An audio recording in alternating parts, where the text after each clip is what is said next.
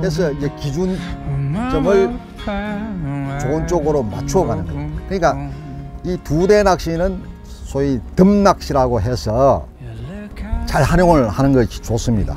그 찌맞춤은 지금 보면은 던져나가고 있으면은 지금 오른쪽으로 채비를 어느 정도 무겁게 했는데도 이 정도 가는 겁니다. 가볍게 해놓으면 더 빨리 가죠. 하면은 이 던지면은 처음에 위에 상층부에 던지면 찌는 바로 왼쪽으로 가는데 채비가 저 밑으로 바닥에 가까이 가면은 바닥에 있으면은 바로 오른쪽으로 지금 역방향으로 지금 대류가 생깁니다. 이걸 행대류로 지금 행대류입니다. 만약에 종대류가 생기면은 찌가 멀리 가거나 앞으로 오는 겁니다. 이걸 이제 종대류라고 하고 좌우로 이 대류가 생겼을 행대류라고 합니다. 근데 이제 이 행대류는 조절하기가 맞추기가 쉽습니다. 그런데 우리 많은 낚시인들이 자연지나 관리양장이나 손마트에서 조금 전체적으로 조항이 안 좋을 때는 낚싯대의 방향에 따라서 이 종대류 중에서도 근종대류라고 해가지고 채비가 앞으로 밀려 들어올 때 이럴 때가 제일 낚시가 입질을 해도 잘 반응도 안 돼요. 낚싯대를 당겨보면은 줄이 까딱딱 하지도 않고 줄이 앞으로 많이 밀려와 있어요. 그러니까 다 챔줄도 넣고 입질 표현도 잘 안 됩니다. 이제 찌는 앞으로 올라 그러고 채비가 멀리 가는 거, 그러니까 볼륨 쪽으로 멀리 가는 거, 이걸 이제 원종대류, 원종대류인데 이럴 때는 찌 맞춤을 가볍게 해 놓으면은 훨씬 효과적입니다. 근정도로 이제 찌가 앞으로, 채비가 앞으로 밀려 들어올 때는 최대한 최대 저항을 발휘해서 오링을 많이 박는 것이 좋고, 지금처럼 좌우 이 행대류는 여러분들 찌 맞춤 할 때 보편타당하게 하는 게 좋습니다. 이런 설명 부분은 나중에 중급자라 또 이제 나중에 이제 고급자 편에 가면은 제가 좀 더 디테일하게 설명을 드리겠습니다. 지금은 제가 이제 낚시 이야기를 여러분들과 공유하는 데 있어 가지고 가장 초급자 입문자들, 그래서 이제 찌맞춤을 현장에서 무바늘 찌맞춤, 지금 보시다시피 요 오링이 중자 오링 2개로 5초 달까다. 거기다 중자 2개를 더 밀어넣은 것은 2초차도 뺄 일이 없을 것 같다, 저 경험치에서. 마지막에 1개 정도를 더 넣고 적당하게 한 겁니다. 여기에서 더 채울 수 있는 것은 오링을 한 3-4개 정도, 중자 오링 한 4개 정도를 더 3개 정도나 더 채우면은 수평찌 맞춤을 하는 겁니다. 그러니까 자신이 찌를 갖다가 한번 채워보면은 과연 얼마 만에 박으면은 딸까닥이 수평찌 맞춤이 나오는가, 한번 자기의 찌 부력치를 미리 체크해 보는 것이 좋습니다. 우리가 이제 이 찌 얘기를 하다 보면은 제가 찌는 모양도 똑같고 부력치도 똑같은데 실제로 힘이 달라요. 찌 무게가 예를 들어 가지고 1g이다. 그럼 찌 부력치가 3g이다. 그러면 300% 아닙니까? 이걸 승부력이라고 하기보다는 저는 반발 프로테이지라고 합니다. 이 반발 프로테이지가 300%다. 이러면은 굉장히 뭐 좋은 편이죠. 좋은 편이니까 빨리 뜨려고 하는 힘이 생겨요. 조금만 이렇게 입질을 0점을 깨주면 빨리 뜨려고 하니까 어떻게 합니까? 숨부르기 이 반발 프로젝트 생거는 오링을 많이 박는 것이 좋습니다. 근데 이제 웬만한 찌는 이런 다 장단점이 있습니다. 자중이 많이 나가는 찌는 이런 그 바람이 세고 물이 많이 움직일 때는 오히려 숨부리기 좋은 것보다 숨부리기 조금 떨어지는 것이 조금 자중이 나가는 것이 안정적입니다. 그러니까 뭐든지 우리가 다 적절하고 쓰임새가 있기 때문에 잘 활용을 하는 것이 좋습니다. 제가 이제 얘기 나온 김에 그럼 이 찌는 백찬찌는 4.45g에 제가 이 정도 박았으니까 5초 딸가닥에 중자 오링을 3개 박았으니까 어느 정도 케미 범위가 물 속으로 잠겼을까 한번 확인을 한번 해보십시다. 저도 이걸 수평찌 맞춤까지는 저도 이제 최근에 이제 찌를 쓰는 거니까 한번 보십시다. 15cm를 내리고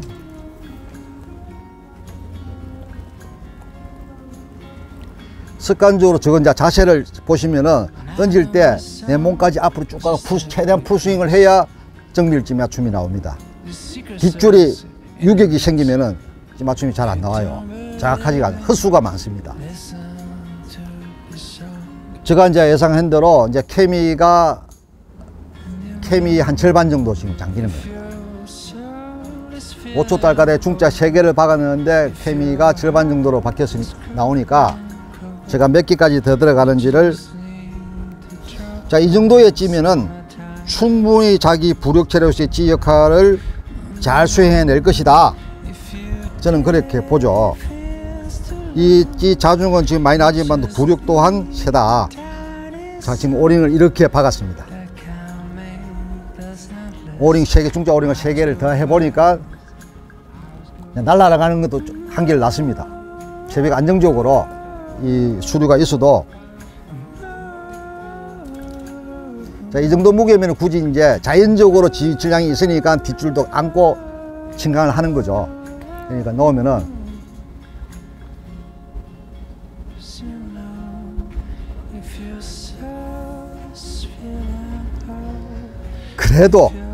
그래도 지금 수평은까지는 안 됩니다.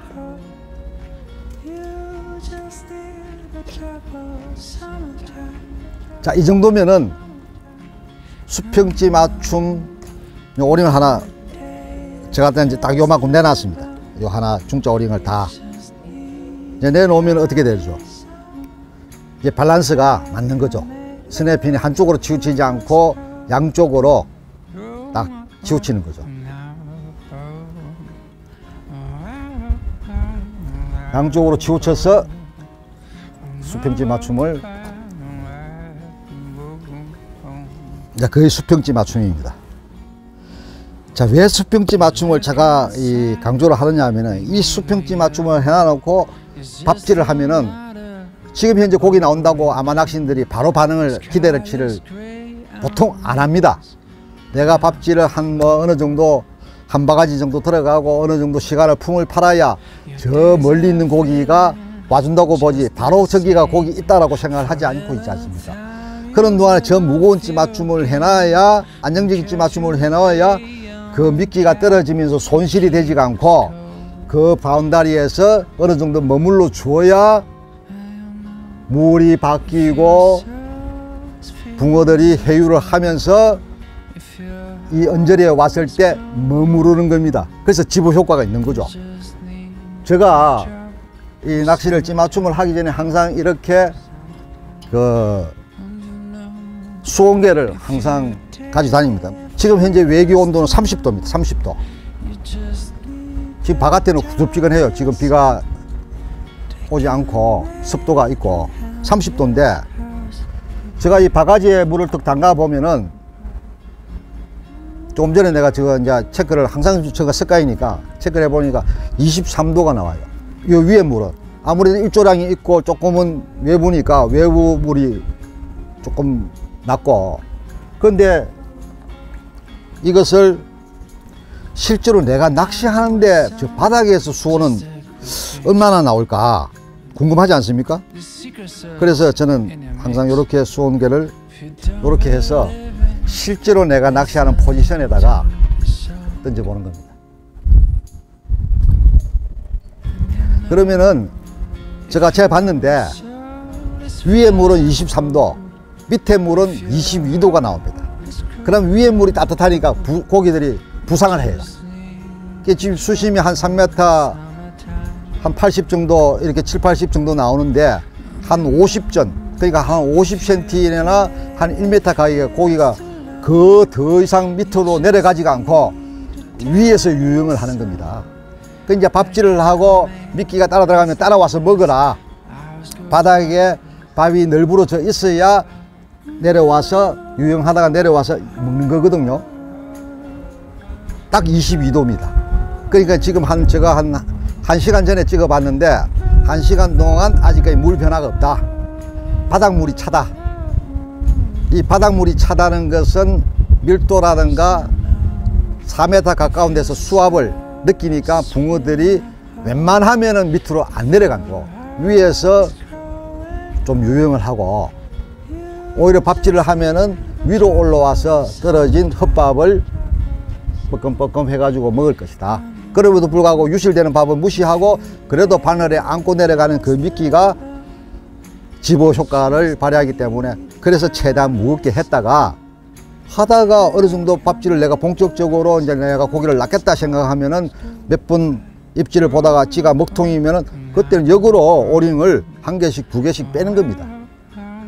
이렇게 하면은 접근하기가 빠른데 만약에 아까처럼 5초 딸가닥만 해가 기본 해가지고 하다가 그때 느껴서 하나씩 하나씩 박아보는 것도 재밌지 않느냐, 그렇게 하는 것도 순서가 아니냐 한데 그렇게 하면은 실속이 좀 없고 효과가 떨어진다. 왜? 그동안에 하는 자기가 파악하기 이전에 미끼는 유실돼 버리고 또 실전 낚시에서 저희 오랜 경험치에 의해서 조금은 안정적인 맞춤이 낫지 가벼운 찌 맞춤은 지금 현재 맞지는 않다. 그렇기 때문에 거꾸로 무거운 데서 조금 가볍게 가는 것이, 찌도 밑에서 야금야금 올리지 말고 위로 올렸다가 밑으로 내리는 것이 바닥에 안정적으로 수심 측정을 하는 방법입니다. 그리고 이제 이게 저 경험적으로 지금 시간이 한 2시 50분, 3시가 돼 가는데 지금은 이 수온이 윗물이 23도 정도 되고 아랫물이 22도가 되면은 지금은 고기가 잘 나올 것이 아니다. 나오는 상태가 아니니까 기본적으로 밥질을 집어를 좀 식히는 과정을 하다가 저녁 무렵에 이 물이 대류가 이 끝에 건물도 방향이 풍향이 바뀝니다. 안 바뀌는 경우도 있지만 대체적으로 바뀝니다. 풍향이 바뀌면서 또 대류가 조금 가서 우리가 그런 말이 있지 않습니까? 특히 봄철에 뭐 봄바람은 항상 물가 요 시간에 바람이 제일 많이 부는 시간입니다. 나중에 이제 저녁 무렵쯤 되면은 소위 물이 턴오버 해가면서 밑에 물이 조금은 데워지고 윗물이 저녁 밤 되면은 조금 식어지고 소위 물의 수온층이 바뀌지 물, 그럴 때 이제 대류도 조금 약해지면서 그때가 붕어가 먹이 활동을 하는데 피딩 타임이 되는 겁니다. 그러니까 그게 이제 저녁 무렵이냐 아니면은 그것이 조금 더 시간이 가서 그 다음 새벽 한 2시 좀 새벽이냐 아니면은 또 그 다음날 아침이냐. 보통 보면은 낚시터에 특별한 경우를 제외하고는 그 타이밍이 문제지 그런 그 때가 옵니다. 근데 우리 낚시인들은 보면은 고기 나올 때쯤 돼서 안 나온다고 이제 집에 가는 사람도 있고 사정에 또 다음날 일을 해야 되기 때문에, 근데 질끈하게 한 24시간 중에서 한 뭐 16시간 또 12시간 한 16시간 정도 낚시터에서 낚시를 하다 보면은 한 번쯤은 그 좋은 상황이 맞닥뜨리기도 합니다. 이제 우리가 물가에서 낚시를 하다 보면은 이 필연적으로 맞닥뜨리는 게 이 물의 흐름, 특히 이제 우리가 봉돌이 바닥에서 깔라기이기 때문에 미끼가 바닥에서 있기 때문에 붕어가 먹이 활동을 바닥에서 하기 때문에 이 급물하고 속물하고 이 대류가 생기기 마련입니다. 그러니까 항상 위에 물하고 아래 물은 반대로 간다 하는 것은 불변이니까 항상 염두에 두시고, 이 대류가 심할 때도 있고 또 대류가 현저히 떨어질 때도 있습니다. 이 바닷물로 치면은 뭐 한물, 두물, 세물, 네물, 조금 무시처럼 이 바닷물도 물에 변화가 있듯이 이 민물 또한 많습니다. 다만 이제 조경표 바닷물 때처럼 조경표가 없기 때문이지 다 있기 마련입니다. 그러니까 이제 민물에서 이 낚시를, 우리가 물에서 낚시를 하기 때문에 물의 상태에 따라서 채비를 초이스해서 담그는 것이 좋습니다. 이 채비라 하는 건 찌와 봉도 그리고 찌 맞춤이죠. 따라서 그 다음에 그 상황에 맞는 미끼를 개다 보면은 그 물성이나 비중이나 물성이나 풀림까지도 염두에 두는 겁니다. 제가 이제 오늘 찌맞춤에 대해서 이제 말씀을 드렸습니다. 우리가 이제 이 물가에 나오면은 중국의 고사성어를 제가 하나 인용을 해 보겠습니다. 논어에 나오는 이 공자의 말씀 중에서 이 요산요수라는 말이 있어요. 이제 요산요수는 한마디로 말해서 상가 물을 좋아한다. 또 뭐 요산요사, 인자요산, 지자요수라는 말이 있는데, 이제 인자요산, 소위 어진 사람은 산을 좋아하고 지혜롭고 슬기로운 사람은 이 물을 좋아한다. 이제 어진 사람은 오래 장수하고 슬기로운 사람은 동쪽으로 상당히 즐기려고 한다. 저는 이 물에 나와서 낚시를 하다 보면은 낚시머리가 깨어져요. 이 낚시머리가 생각을 해봅니다. 해서 상황이 이러니까, 주변 상황이 이러니까 내가 이런 채비를 해가지고 해야지. 제가 항상 이제 낚시인들한테 얘기해, 역지사지의 마음으로 낚시를 하는 것이 좋다. 우선 이 물도 살아 움직이는 것 같고, 대상 어종인 붕어도 살아 움직이는 생물이고 하니까 붕어가 갑이다. 내가 갑이 아니고 붕어가 갑이니까 어떤 상황에서 붕어가 좋아할 수 있는 내 채비를 맞추어 가는 것이 좋고 좋습니다. 그렇게 하면은 또 낚시가 재밌어집니다. 그러니까 우리가 찌맞춤에 있어서는 낚시의 시작입니다. 또 마지막에 낚시가 끝나고 나면서 내가 잘 되었든 잘못되었든 그 찌맞춤을 역순으로 확인을 해보면은 어떨 때가 가장 이상적으로 붕어가 잘 낚이더라 하는 것의 자신이 이제 경험치가 누적이 되는 겁니다. 그래서 본인이 그 경험치를 가지고 또 나중에 내한테 물어보는 사람한테 일러주고 할 수 있는 그 루틴이 생깁니다. 자, 오늘은 제가 아직 2부, 3부도 있습니다만 좀 더 다른 설명도 하겠지만도 날씨가 일기예보상 이쯤 되면은 소낙비가 내린다라고 했는데 다행히 지금 바람은 불고 물은 움직이지만 하늘이 비가 오지 않으니까 다행입니다. 저는 오늘 또 이 촬영이 끝나더라도 토대로 해서 밤낚시를 해볼 참입니다. 사실은 이 계절에 낮낚시도 재밌지만 저는 주로 야행성이다 보니까 밤낚시를 좋아합니다. 이 밤에 지붕을 밝히고 그 찌가 타는 것이 낮에보다 훨씬 재밌어요. 그리고 제가 야간에 되면은 또 이 카본찌보다는 시인성이 확보돼가 있고, 제가 아무래도 이제 나이가 먹다 보니까 조금 이제 시력이 동체 시력이라 그러죠. 이것이 조금 떨어지니까 신성이 좋은 전자찌를 또 전자찌 맞춤도 역시 마찬가지입니다. 나중에 이제 전자찌 맞춤 야간에 할 때 제가 한번 또 설명을 드리겠습니다. 저는 뭐 전자찌를 나루에 와서 접해봤습니다. 처음에는 저도 불신했어요. 근데 이제 알고 본 적 해보니까 재질에 따라서 다르구나 하는 것이, 우선은 뜨려고 하는 그 부력체인 튜브가 톱이기 때문에, 이거 카본은 무속에 침강을 하고 침수를 하게 되지만도 튜브는 뜨려고 하는 부력체이기 때문에 잘만 응용을 하고 활용을 하면은 저는 촉각가 이 카본찌보다 전자찌가 많이 좋았던 것을 경험을 하고 있습니다. 자, 이 시간에는 그 정밀찌 맞춤인데, 제가 조금 두서없이 아까 얘기하다 보니까 다른 얘기도 조금 빗나갔고 했는데, 한번 찬찬히 들어보시면은 정밀찌 맞춤, 현장에서의 무바늘찌 맞춤은 우선 수심을 잡고 15cm 내리고, 그런 다음에 5초 딸가닥을 하고 기본찌 맞춤을 끝낸 상태에서 낚시의 상황에 따라서, 물의 흐름에 따라서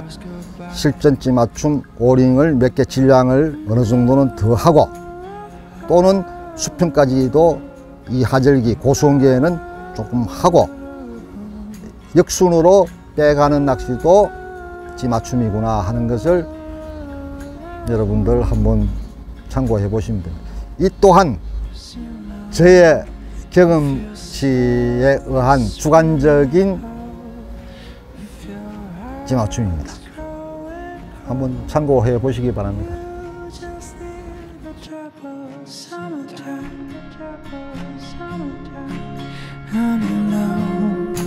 If your day feels too long, you just need a tiny song. Like I made us, endless hours go.